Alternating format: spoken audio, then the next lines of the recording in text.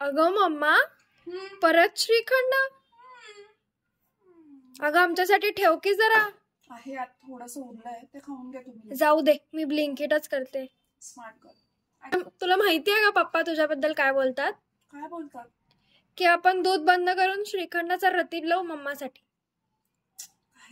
काही किती टोचून बोलतात ते. काही काय बोलतात माझ्याबद्दल.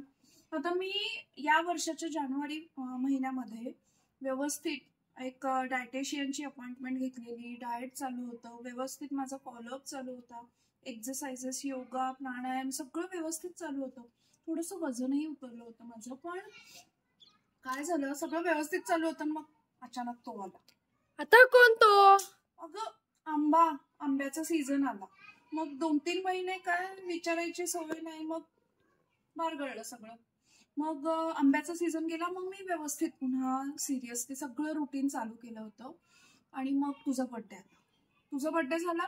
मध्ये थोडासा वेळ गेला, मग पप्पांचा बर्थडे आला. कसं करणार मी डाएट फॉलो? आणि स्वीट खाल्ले जातात ग मग. आणि मी स्वीट खाल्लं नाही ना की मग पप्पांच्या घशाखाली उतरत नाही स्वीट. पप्पा loves me a lot, you know ना दॅट. सो मग मला त्यांच्यासाठी म्हणून थोडंसं स्वीट खावं लागतं. आणि पप्पांचा बर्थडे झाला ऑगस्ट महिन्यात. मग मी ठरवलं होतं की आता स्ट्रिक्टली सगळं फॉलो करायचं. पण मग ती आली. कोणती? राखी पौर्णिमा. मग राखी पौर्णिमेला बरं वाटतं का? एवढा मोठा मस्त सण आणि आपण काहीच स्वीट खायचं नाही. मग तेव्हा पण स्वीट खाल्लं जातं ग.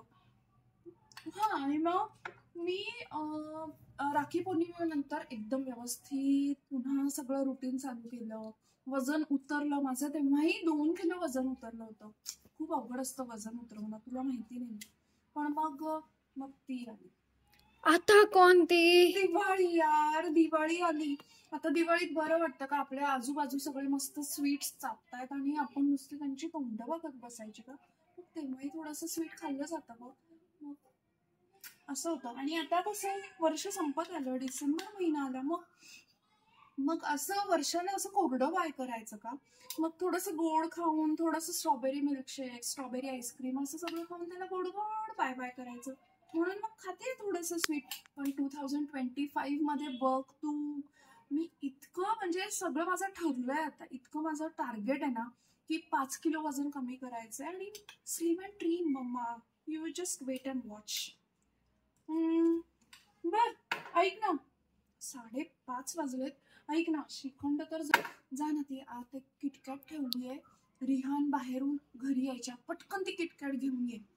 जा.